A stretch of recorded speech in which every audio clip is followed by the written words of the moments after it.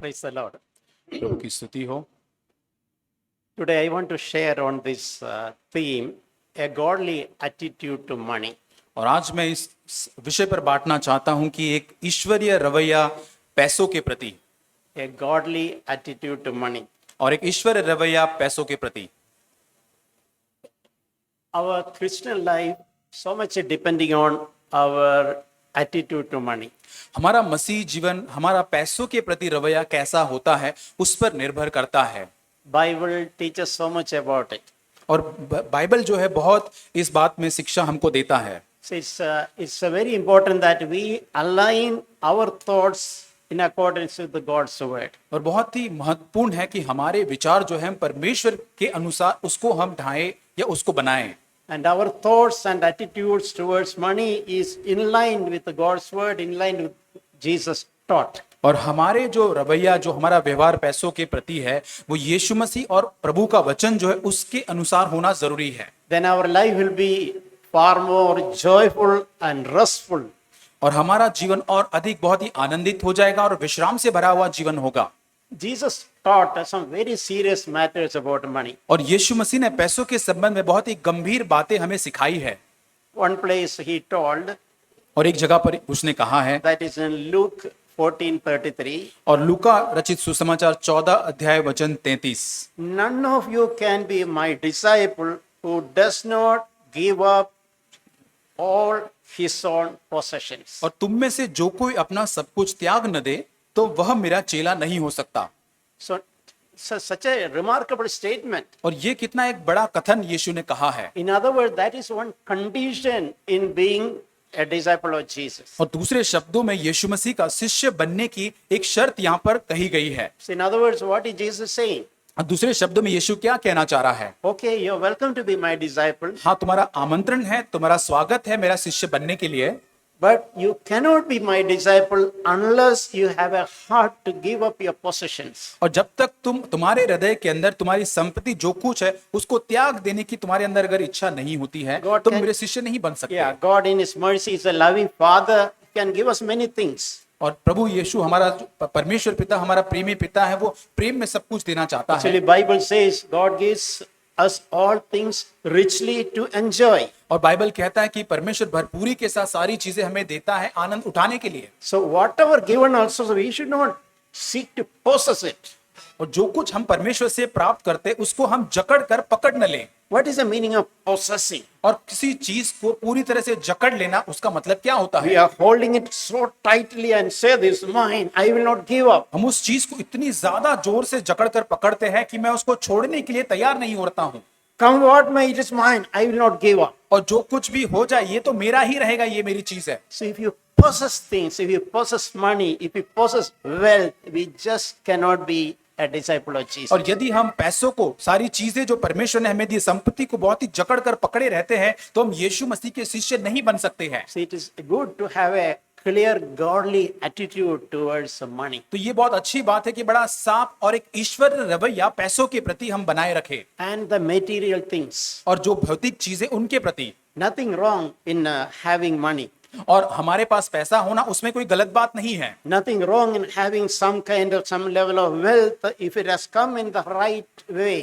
और ये सही रीति से यदि हमारे पास कुछ संपत्ति है आती है तो उसमें कोई गलत बात नहीं है। But however, in our heart, we should not hold on to it. लेकिन हमारे हृदय में उन बातों को हमको जकड़े नहीं रहना है। We should not think this is my treasure. और मुझे ये नहीं सोचना है हमें कि ये तो मेरा खजाना है, मेरी संपत्ति है। Because where is our treasure, our heart will be there. लेकिन जहां हमारी संपत्ति, जहां हमारा खजाना होगा वहीं पर हमारा हृदय, हमारा मन लगा रहेगा। And if you are really a sensible person, you know that wealth will come and wealth will go.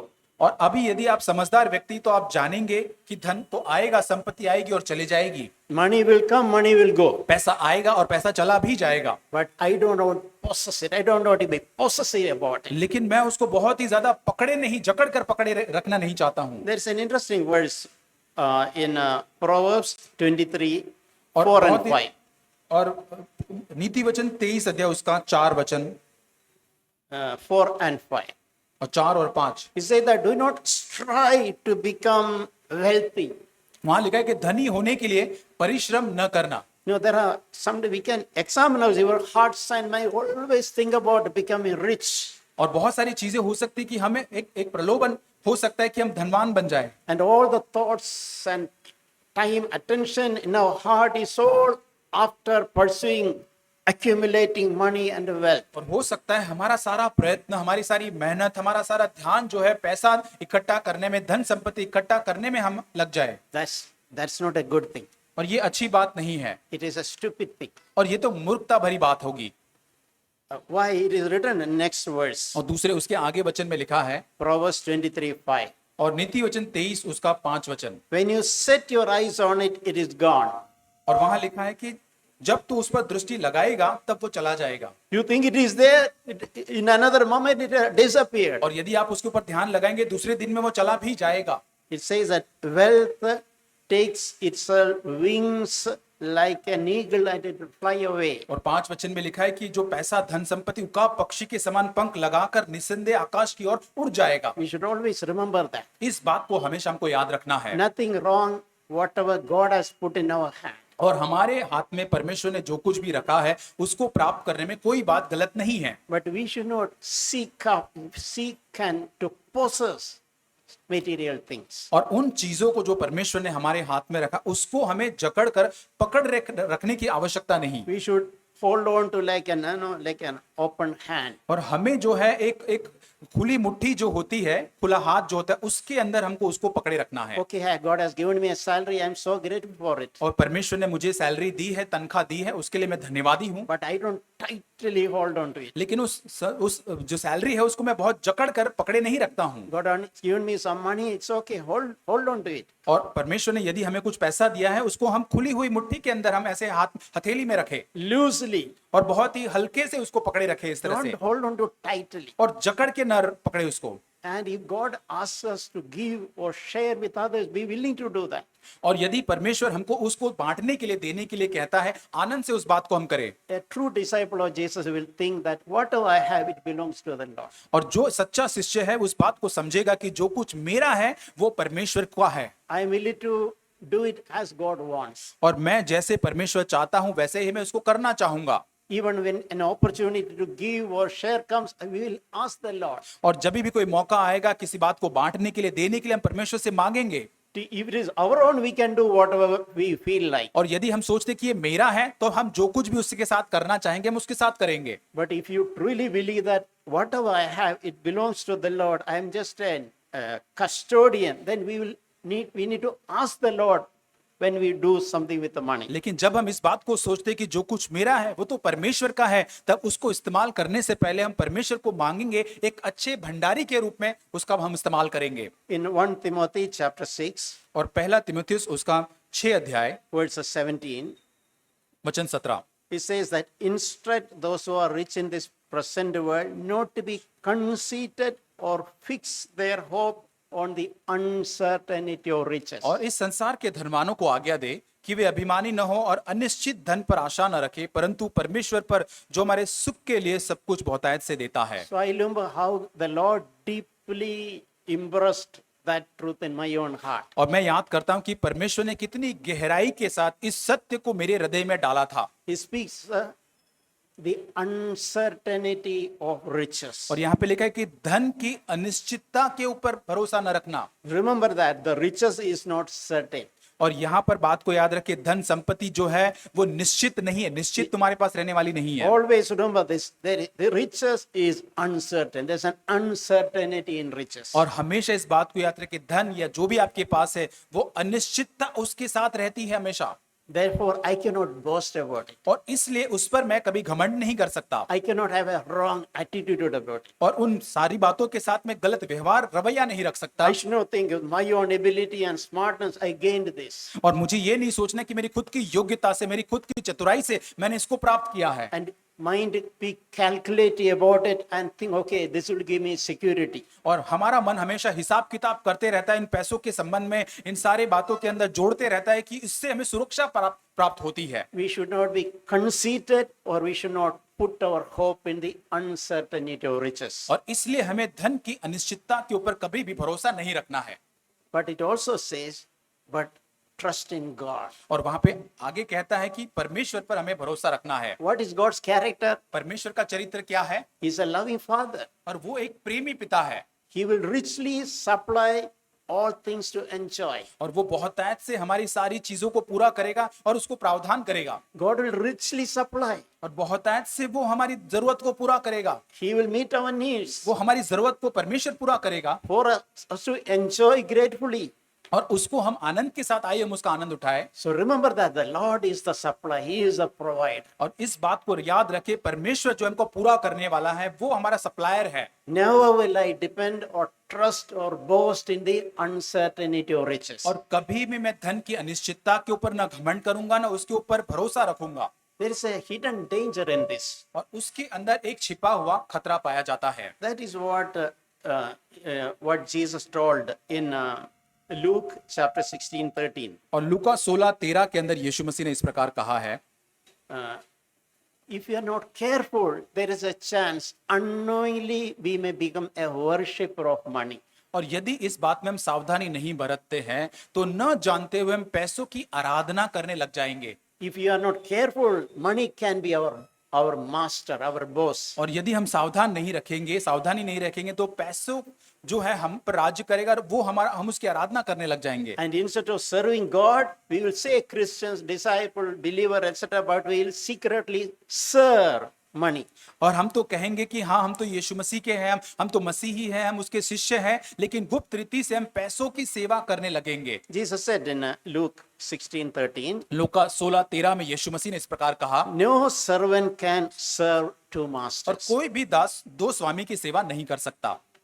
He will hate one and love the other. और क्योंकि वह तो एक से प्रेम रखेगा और दूसरे से वो घृणा करेगा। Meaning, if you love money, we will hate God. इसका मतलब यदि आप पैसों से प्रेम करेंगे तो परमेश्वर से आप घृणा करेंगे। We may not agree that.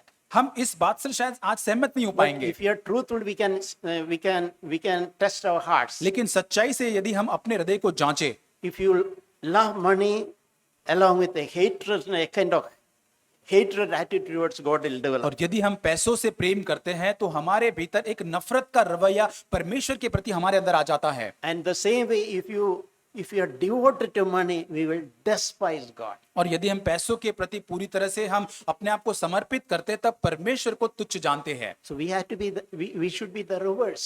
और हमको इसके विपरीत करना है। We should love God हमें परमेश्वर से प्रेम करना and है, we should be devoted to God. हमें परमेश्वर के प्रति समर्पित रहना है। Then there will be a hatredness towards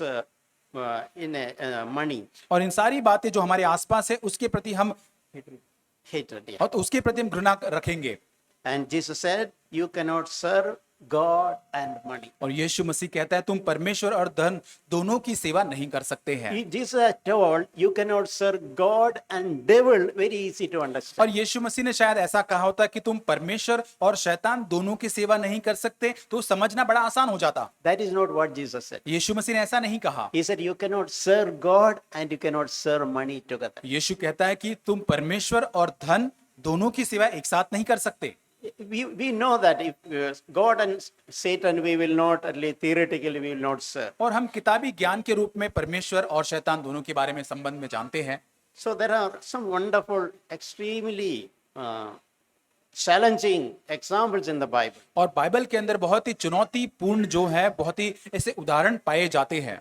How a godly person can have a good attitude to money. और कैसे एक ईश्वरीय व्यक्ति के अंदर पैसों के प्रति कैसा रवैया होना चाहिए। So we can derive encouragement why it is given in the Bible. और हमें इससे प्रोत्साहन प्राप्त करना चाहिए कि बाइबल में ऐसा क्यों लिखा गया है। For us to be challenged and receive encouragement, adjust, correct our ways. और हम चुनौती पाए, प्रोत्साहन को प्राप्त करो, जहां हमको सुधारना है, बदलना है, वहां पर हम अपने आप को सुधारे। One such example I wish to read from Genesis chapter 13 verses 6 to 9.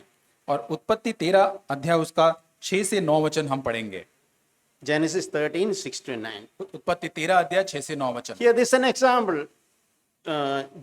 Abraham and his nephew Lot are living in an area. और यहाँ पर जो अब्राम जो है और लूत जो है वो एक जगह पर रह रहे हैं।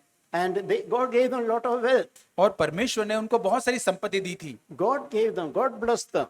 परमेश्वर ने वो संपत्ति दी थी, परमेश्वर ने उन्हें आशीष दी थी and they became wealthy. और बहुत ही धनवान वे लोग बन गए। Nothing wrong in it. उसमें कोई गलत बात नहीं है, But some development happened. लेकिन आगे कुछ बातें आगे होती है। The wealth increased and it became difficult for them to accommodate all together.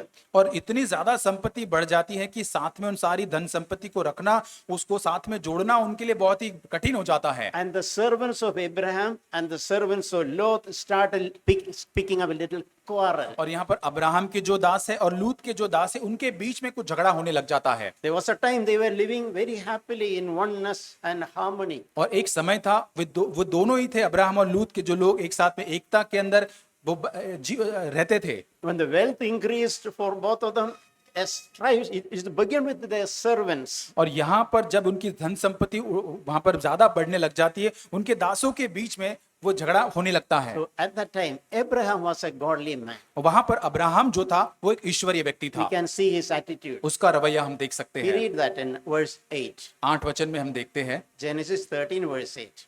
उत्पत्ति 13 उसका वचन 8। So Abraham, so please let there be no strife between you and me. और वहां पर कहता है अब्राहम कि मेरे और तेरे बीच में कोई झगड़ा न हो। Abraham is a uncle and Lot is his nephew. और यहाँ पर अब्राहम तो उसका चाचा है And Lot is nephew. और उसका वो भतीजा है। So Abraham is telling Lot, और वो on this कहता है कि matter of money, let there be no strife between you and me. और वो पैसों के संबंध के अंदर मेरे और तेरे बीच में, हमारे चरवाहों के बीच में कोई भी झगड़ा ना हो। And not even with among our servants. और यहाँ पर कोई भी चीज में Let not even servants quarrel in this और on this matter of हमारे money जो and wealth. सेवक जो होते हैं, जो हमारे दास जो है, उनके बीच में भी पैसों के संबंध में कोई झगड़ा ना हो। Because we are brothers. और क्योंकि हम तो भाई हैं, Let us do one thing. और आइए एक चीज को हम करते हैं। Dispute is about wealth. और यहाँ पर विवाद किस बात का है? धन संपत्ति को लेकर है। Lot of things around there.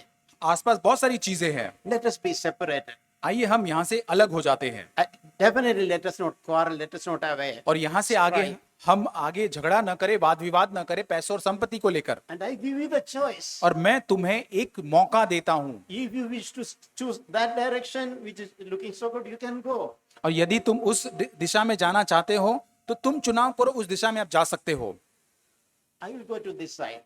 और मैं तो दूसरी ओर जाऊंगा। And if you think this side is better, you please go that side. और यदि तुम्हें ऐसा लगता है कि ये दिशा आपके लिए अच्छी है तो आप ये दिशा का चुनाव करके ये दिशा में जाइए। I will volunteer to go this path. और मैं स्वेच्छा से इस दिशा में जाऊंगा। So Abraham gave that choice. और अब्राहम जो है वो चुनाव लूत को दे देता है। So-called clever people will look which is better. So I am senior, I am the uncle, I want this.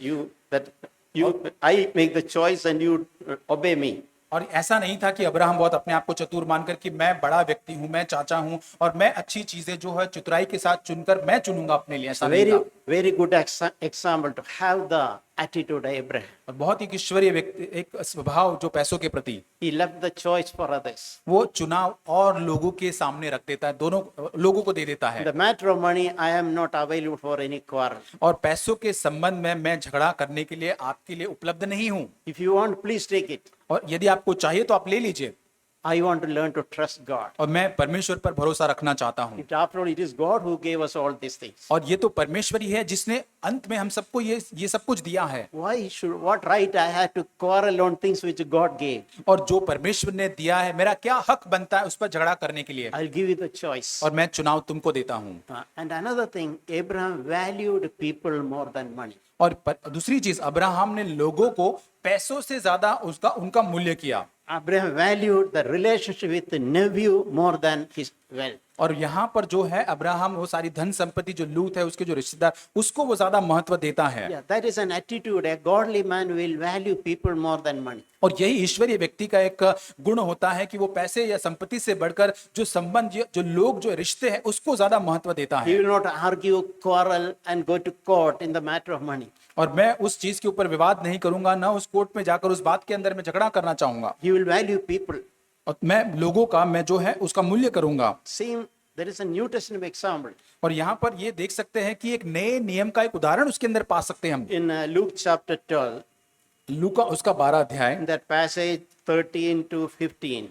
उसका 12 अध्याय 13 से 15 वचन का जो वचन का भाग जो है। Now one man he heard about Jesus. He came to Jesus. और वहां पर एक व्यक्ति जो है यीशु मसीह के बारे में सुनता है मत्ती 12 अध्याय के अंदर और आता है यीशु के पास And he told, please tell my brother to divide the family property with me.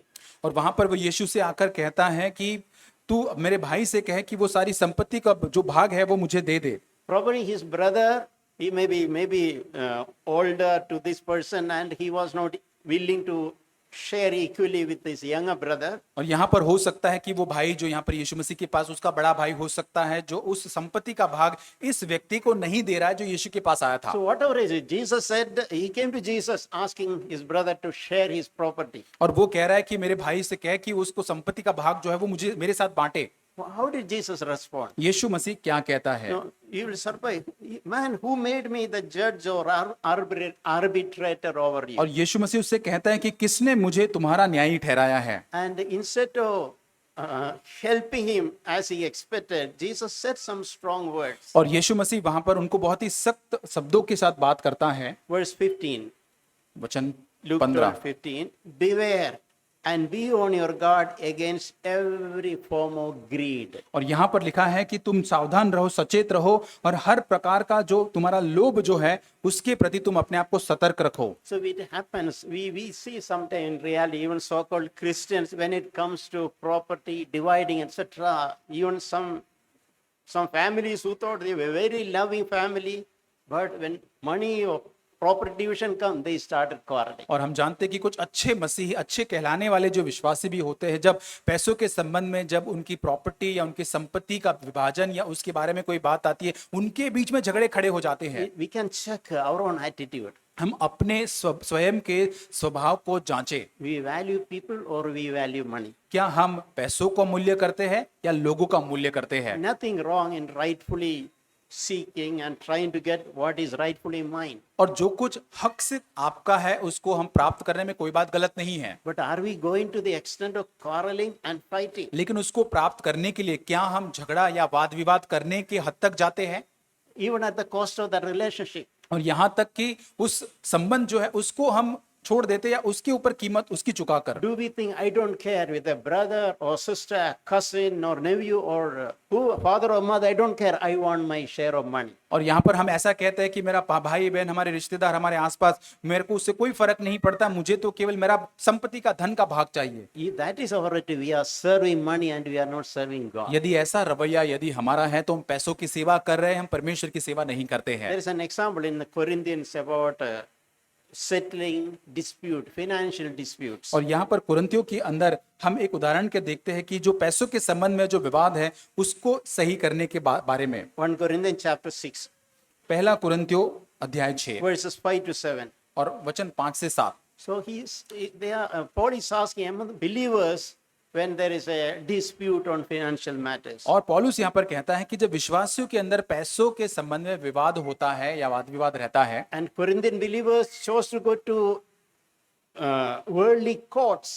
और यहाँ पर कुरिन्थियों के लोग जो है वो चुनते हैं कि संसार का जो न्याय कचेरी है, कोर्ट है, उसके अंदर उसको अंदर लेकर जाते हैं उस मैटर Paul को। is saying, it's a shameful thing you are doing. पौलुस कहता है ये तो लज्जित करने वाली बात आपके लिए है। Why don't you, is there no single wise person among yourself who can guide you, help you and be mediator? और क्या तुम्हारे अंदर कोई भी बुद्धिमान समझदार व्यक्ति नहीं है जो आपको सलाह दे सके, आपकी अगुवाई कर सके इस मामले में? It is a failure or a defeated. You are going to a worldly court और ये तो and go to against your brother. कितनी बड़ी असफलता है, लज्जित करने वाली बात है कि तुम्हारे भाइयों तुम्हारे अंदर जो भी सारी चीजें पैसों के संबंध में है उन सारे विवादों को तुम कोर्ट में कचेरी में लेकर जा रहे हो। And in verse 7 is, why don't you rather be defrauded?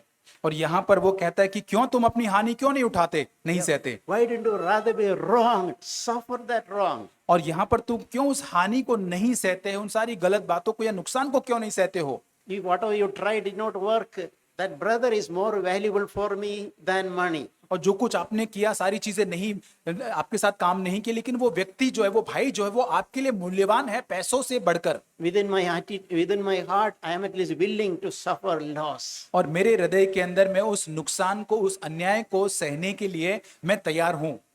Bible very powerfully speaks or encourages about contentment in money matters. और बाइबल जो है बहुत ही सख्त और बहुत ही ज्यादा अधिक हमें प्रोत्साहन देती है पैसों के संबंध में संतुष्ट रहने के बारे में।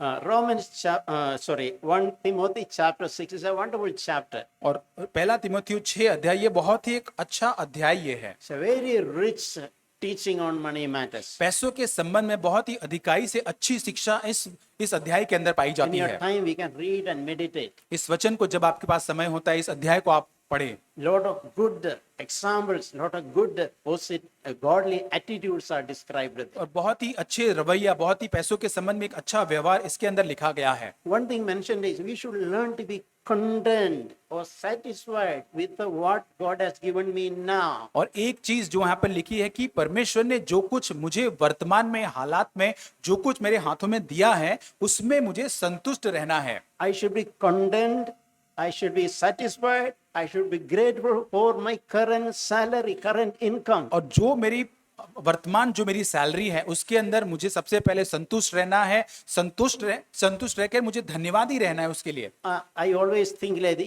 if God's people are not content or satisfied with what God has given at this point of time, it is very difficult for God to entrust with them something greater. मैं इस बात को हमेशा सोचता हूं कि जो कुछ परमेश्वर ने अपने लोगों को वर्तमान हालात में जो स्रोत दिए हैं, जो बातें दी है, यदि उसके लोग उस बात में संतुष्ट नहीं रहते हैं तो परमेश्वर उनको और अधिक बातें नहीं सौंप सकता, नहीं उनको समर्पित कर सकता। If you are now, our heart is filled with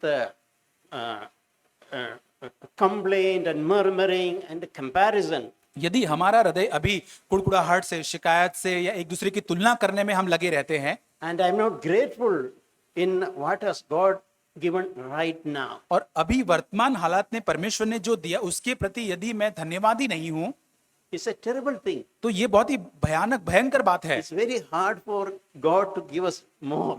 और यदि ये परमेश्वर के लिए बहुत कठिन होगा कि वो आपको और ज्यादा कुछ दे, Because the little God has given, there is no gratefulness, there is no contentment. क्योंकि परमेश्वर ने जो कम आपको दिया उसके संबंध में आपके पास कोई संतुष्टि नहीं है, आप धन्यवादी नहीं उसके प्रति।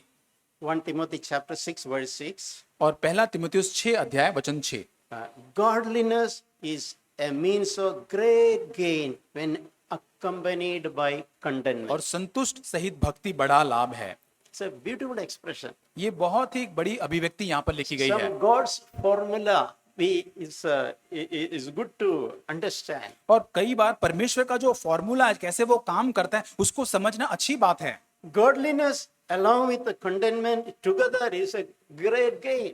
और यहाँ पर जो है भक्ति में जीवन और संतुष्ट रहना, ये दोनों साथ में रहना बहुत बड़ा लाभ हमारे लिए है। Saying something 1 plus 5 into 6, something like that. और 1 + 1 और 5 जोड़ते हैं तभी 6 होता है, इस प्रकार से। There's a multiplication when godliness is combined with the contentment. और जब हमारे अंदर एक भक्ति के साथ साथ संतुष्टि आ जाती है तो उसमें गुणाकार की आशीष आ जाती है। So as we seek to be godly, we use religious words. I want to be godly, I want to be spiritual. और यहाँ पर हम जैसे भक्ति में जीवन जीना चाहते, आत्मिक जीवन, ये केवल शब्दों की बात न रहे। So that will become a great gain when that desire for godliness is accompanied by contentment. और जब हमारे अंदर एक ईश्वरीय जीवन, एक भक्ति में जीवन जीने की चाहत आ जाती है और उसके साथ संतुष्टि उसके अंदर हम जोड़ देते हैं तो बहुत ही बड़ा लाभ उससे हो जाता है। Especially contentment in the earthly things God has given at this point of time. और खास करके परमेश्वर ने वर्तमान जगह में, आज के समय में परमेश्वर ने जो कुछ दिया है उसके अंदर संतुष्ट रहना है। There is another verse which tremendously helped me. और एक वचन जो है जिसने मुझे बहुत ज्यादा सहायता की है, That is Hebrews chapter 13, 5 and 6. और इब्रानियों उसका 13 अध्याय वचन 5 और 6। Hebrews 13, 5 and 6. इब्रानियों 13 अध्याय वचन 5 और 6। Make sure that your character is free from the love of money. और तुम्हारा स्वभाव लोभ रहित हो।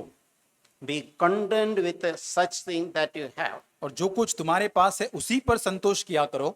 Because God has said, I will never desert you nor leave you. और क्योंकि परमेश्वर ने आप ही का, मैं तुम्हें कभी नहीं छोड़ूंगा, कभी नहीं त्यागूंगा। So first of all, there's a powerful exhortation that your character, your conduct should be free from the love of money. और यहाँ पर पूरी तरह से हमें एक उपदेश दिया जाता है कि हमारा स्वभाव, हमारा व्यवहार पर पूरी तरह से लोभ रहित, पैसों का लोभ या किसी भी बात के लोभ रहित होना चाहिए। There is something we understand. Your character should be free from lust. और यहाँ पर आपका चरित्र जो है पूरी वासनाओं से पूरी तरह से आजाद होना चाहिए। So that we understand. In the same way, let your character be free from the love of money. और उसी रीति से हमारा चरित्र जो है पैसों के प्रति जो हमारा जो प्रेम जो होता है उससे पूरी तरह से आजाद होना चाहिए। There should be a freedom in our character, and we are not captivated by love of money. और हमारे चरित्र के अंदर पूरी आजादी होनी चाहिए, किसी भी रीति से पैसों के प्रेम से हम जकड़े जाने नहीं चाहिए। And there should be contentment and a gratefulness in what God has given, और जो कुछ परमेश्वर ने हमें दिया उसके अंदर हमें संतुष्टि होना चाहिए, because it is God's promise is that God will never desert you. और क्योंकि ये परमेश्वर की प्रतिज्ञा है कि परमेश्वर हमें नहीं छोड़ेगा, नहीं त्यागेगा। Therefore, we can confidently say that the Lord is my helper, I will not be afraid. और इसलिए हम बेधड़क होकर कहते हैं प्रभु मेरा सहायक है, मैं न डरूंगा।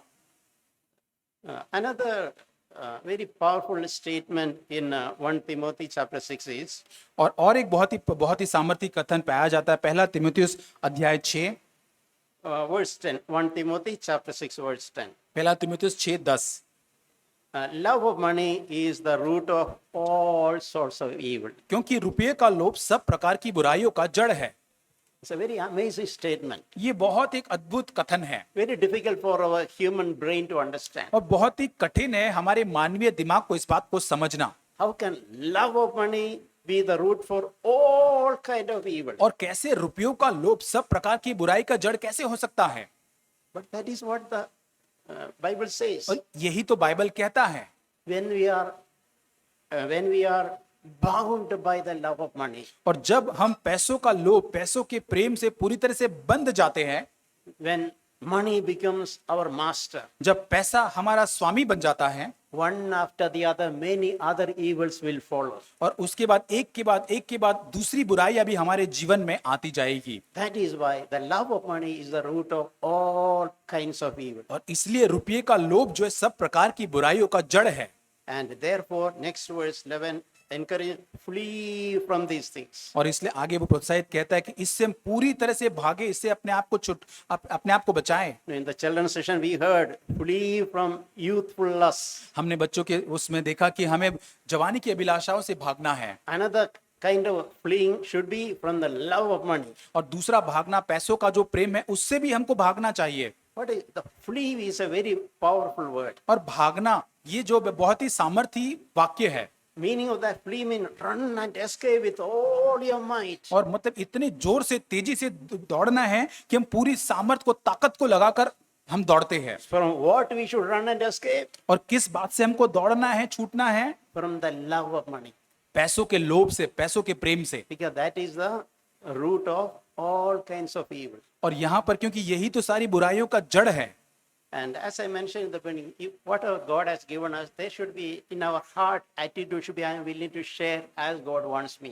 और जैसे परमेश्वर ने हमें दिया है तो हमारे हृदय के अंदर एक इच्छा होनी चाहिए बांटने के लिए उस बातों को। I am keeping everything in my open hand. और मैं जो है सारी बातों को मेरी खुली हुई हथेली में रखता हूँ। I am just a steward. और मैं तो केवल एक इसका रखवाला हूँ, भंडारी हूँ। This is given by God, it belongs to the Lord. और ये परमेश्वर का खुली हाथ में रखा हुआ बात है, ये परमेश्वर का है। I am willing to do whatever God asks me to do. मैं इसके साथ परमेश्वर जो भी मुझे करने को कहेगा करने के लिए तैयार हूँ। When God asks me to share with some needy people secretly, I am happy to do it. और यदि परमेश्वर इन बातों को इस्तेमाल कुछ जरूरतमंद लोगों की मदद गुप्त रीति से करने के लिए वो मुझे कहता है, मैं तैयार हूँ। I will not try to avoid or escape that situation. और उन चीजों को, उन परिस्थिति को मैं नजरअंदाज करना नहीं चाहूंगा। We read that in verse 18. और हम उसको वचन 8:18 में पढ़ते हैं।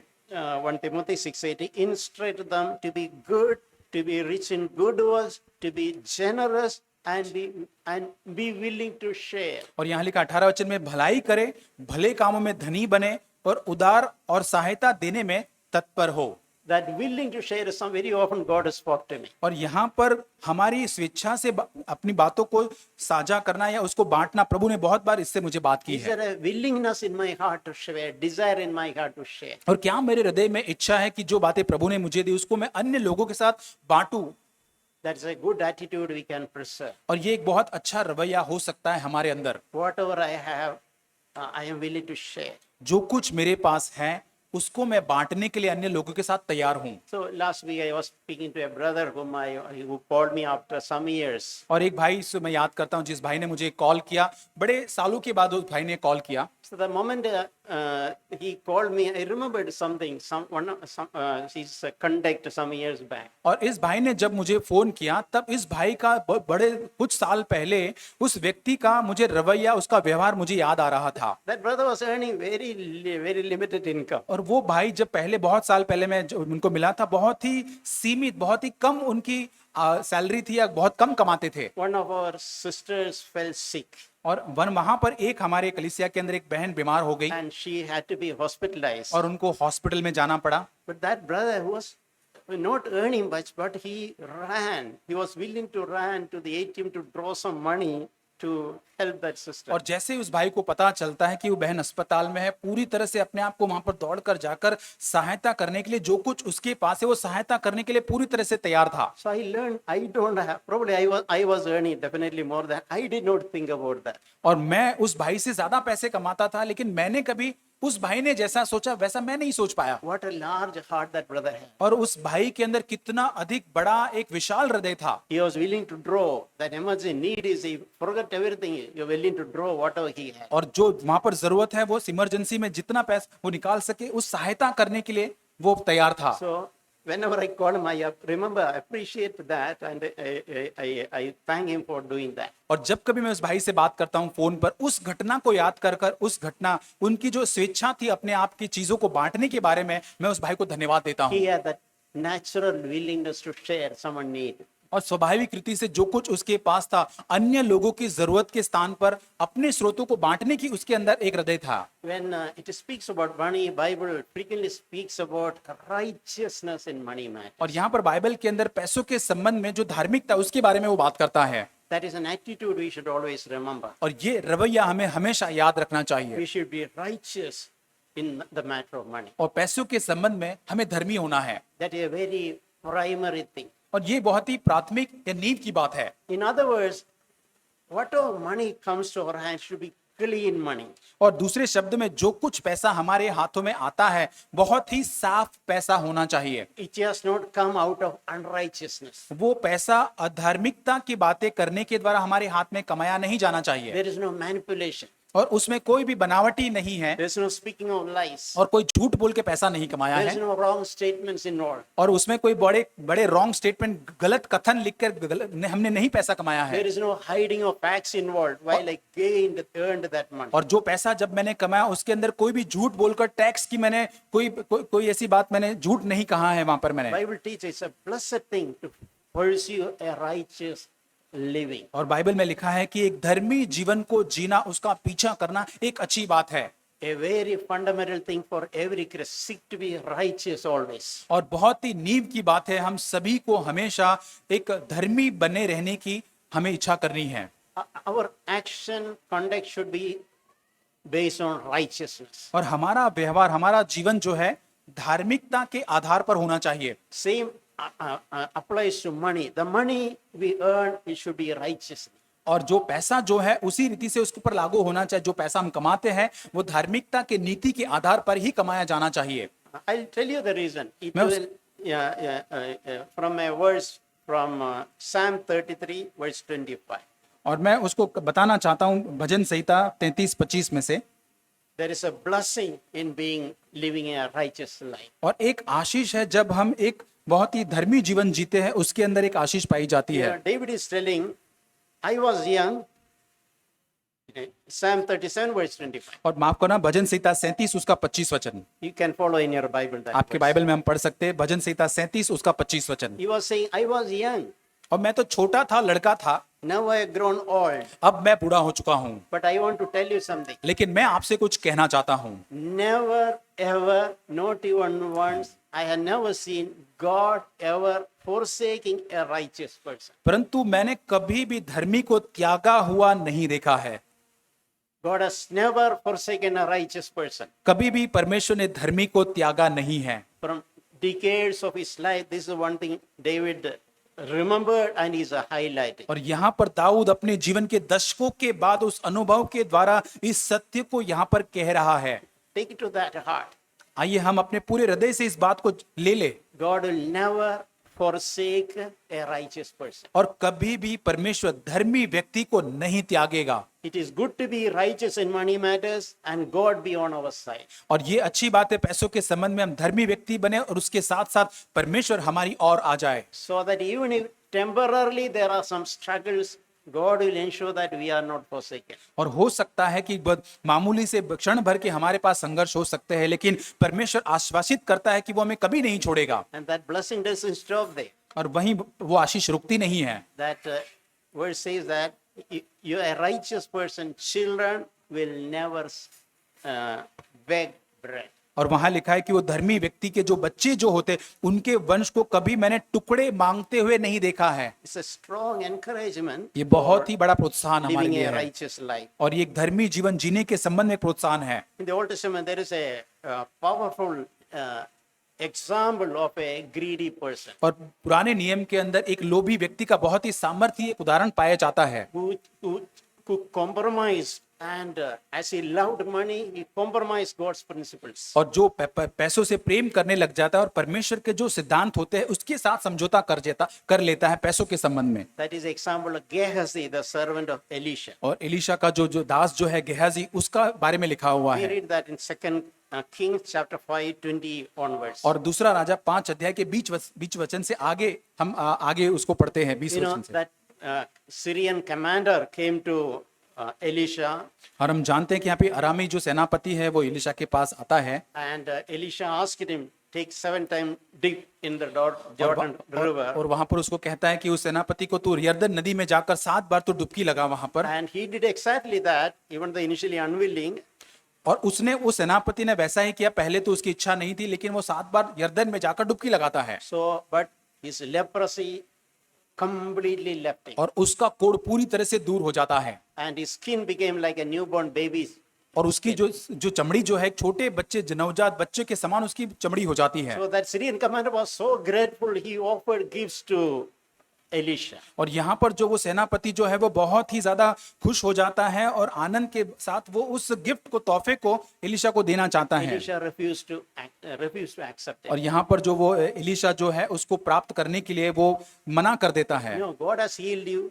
God has just used me, and this is not a time to accept your gifts. और It is free. परमेश्वर ने तुम्हें चंगाई दी है और ये समय नहीं है कि मैं उस तोहफे को उस संपत्ति उन सारी बातों को ग्रहण करूं। Gift of God is free. Healing, God just used me. I just prayed for you. I told what God told me.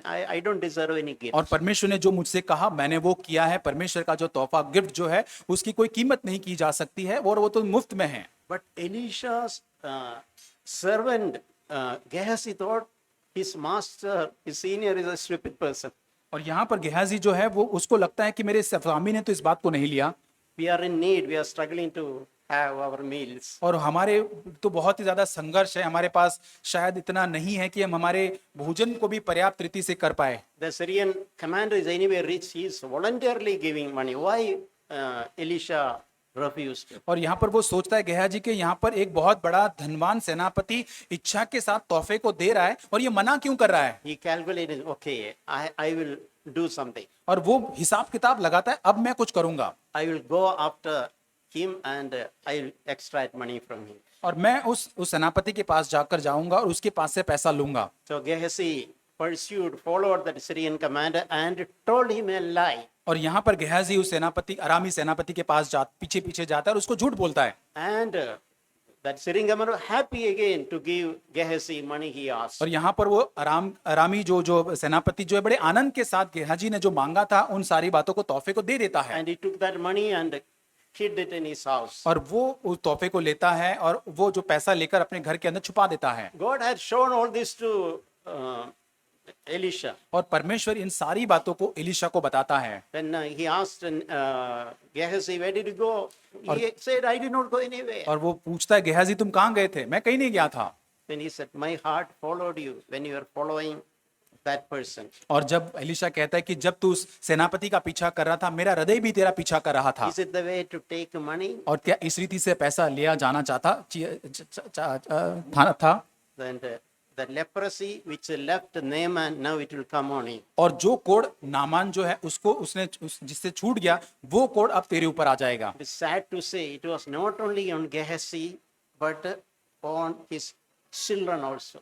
और यहाँ पर जो है वो गेहाजी तुम्हारे ऊपर ही नहीं, लेकिन तुम्हारे बच्चे जो उसके ऊपर भी वो कोढ़ आ जाएगा। There is a lesson there. Parents, father, mother do some unrighteous thing. There is a danger. Our children may suffer. और ये बहुत ही बड़ा खतरा हमारे लिए है। माता पिता यदि पैसों के संबंध में कुछ अधार्मिकता करते हैं और उसका परिणाम हमारे बच्चों पर आ सकता है। Think that children of Gehazi is asking, Dad, what happened? What is the reason for this leprosy? और गेहाजी के बच्चे उसको पूछते होंगे, डैडी ये क्या है, ये सारा कोढ़ क्यों हुआ है हमें? What answer that father will और tell? वो पिता बच्चों को क्या उत्तर देगा? So be careful. Let us live in God's ways. और बड़े सावधानी रखे, आइए हम परमेश्वर के तरीके से जीवन को जिए। There will be utter seriousness in the matter of righteousness in money matter. और बहुत ही ज्यादा हम गंभीर बने, पैसों के संबंध में हम धार्मिकता को बनाए रखे। Nowadays, for us, those of us who work in corporates and business world, और आजकल जो हमारे लिए जो बिजनेस के अंदर है या कॉर्पोरेट वर्ल्ड में काम करते हैं, sometimes even Christian, they'll compromise principles. और यहाँ पर बहुत सारे लोग, हो सकता है मसीह भी, वो मसीह जो सिद्धांत जो है उसके साथ समझौता करते हैं। Writing wrong statement like traveling expenditure which are never spent. और गलत कथन लिखकर पैसा ले सकते हैं। ऐसा ट्रैवलिंग एक्सपेंडिचर देंगे जो कभी हुआ ही नहीं, उसको गलत लिखकर पैसा लेंगे। Claiming insurance money in wrong way, speaking lies. और बहुत ही गलत रीति से गलत लिखकर इंश्योरेंस का पैसा जो है वो हम क्लेम करेंगे। It's good that we align our heart instead of going shortcut, rather trust God for और our needs. हम बहुत ही अच्छी रीति से परमेश्वर पर भरोसा रखे, उसके मार्गों पर भरोसा रखे, बजाय कि हम छोटी छोटी इन बातों के अंदर गलत रीति से शॉर्टकट ले। So may God bless us and help us to preserve godly attitudes in the matter of money. और प्रभु हमारी सहायता करे, हमें संभाले रखे कि पैसों के संबंध में हम एक ईश्वरीय रवैया बनाए रखे, So that the Lord looks at our sense of righteousness and bless us abundantly. और तब परमेश्वर हमारी धार्मिकता को देखकर हमें बहुत ही बहुतायत के साथ हमें वो आशीष देगा। Just like David, we also will be able to say, I was young, now I am old. और दाऊद के समान हम भी कह पाएंगे कि मैं तो लड़का था, अब मैं बूढ़ा हो चुका हूँ, I have never seen a righteous man और forsaken. मैंने कभी नहीं देखा धर्मी व्यक्ति को त्यागा हुआ। And there is a guarantee their children will never beg bread. और उनके लिए गारंटी भी है कि उनके बच्चे कभी भी रोटी के लिए कभी भीख नहीं मांगेंगे। Amen. आमीन।